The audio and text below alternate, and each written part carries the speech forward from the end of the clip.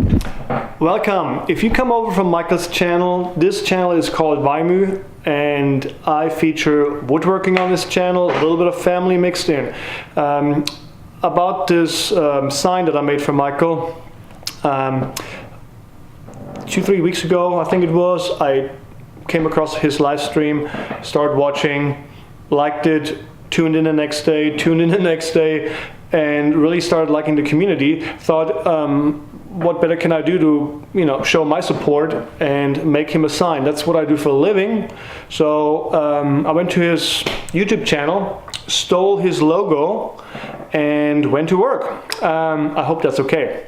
So to the process, what I did is I took the logo off his YouTube channel, put it into Adobe Illustrator, started hand tracing some of the features, then took the vectors, put them into another program called VCarve Pro. That's my carving program. Started finishing out the logo, the round stuff, the name, the text. I do all that in my carving program.